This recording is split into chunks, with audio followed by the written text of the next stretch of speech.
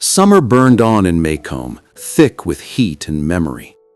The courthouse was quiet now, the echoes of the trial fading into the hum of cicadas. But the town wasn't the same. Something had cracked, invisible but deep. People still spoke of Tom Robinson, though not in open words. In barber shops, on porches, in the whispers of the market, his name lingered like the aftertaste of guilt. Atticus went about his days, calm as ever, though his steps carried a weight no one could see. He had filed for an appeal, believing there was still hope, that somewhere beyond Maycomb's fences, justice might exist. Scout and Jem tried to believe it too, but there was a quiet sadness around their father now, a silence that spoke of disappointment, not in the law, but in people. Then one afternoon, while the sky was still, the news came. Tom Robinson was dead. He had been shot, trying to escape from prison. 17 bullets, the paper said.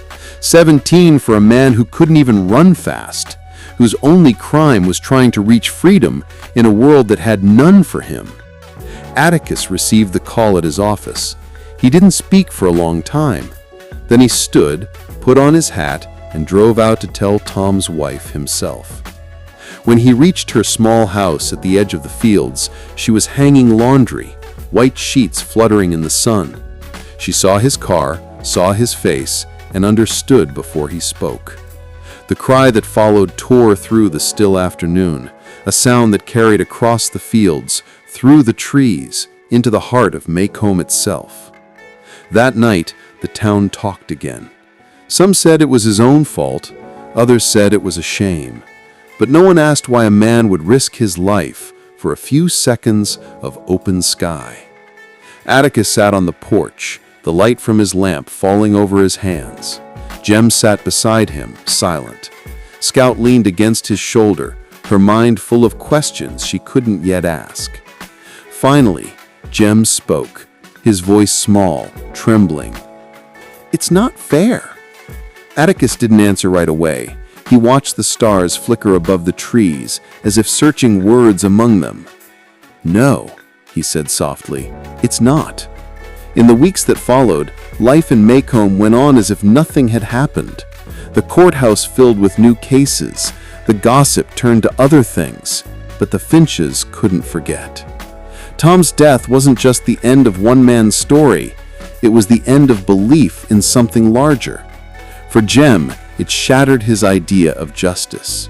For Scout, it planted a seed, a quiet, painful understanding of how unfair the world could be. Autumn came. The nights grew cooler. The leaves turned gold and fell like faded promises.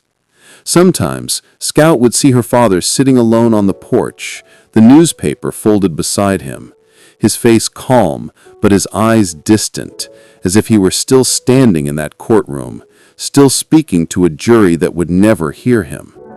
And somewhere, beyond the edge of town, the fields lay silent again.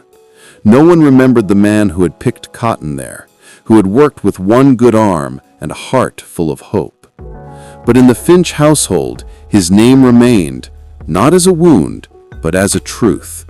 Because in the end, Tom Robinson's story wasn't just about one man's fate. It was about the world's quiet failure and the few who had tried, against all odds, to make it right.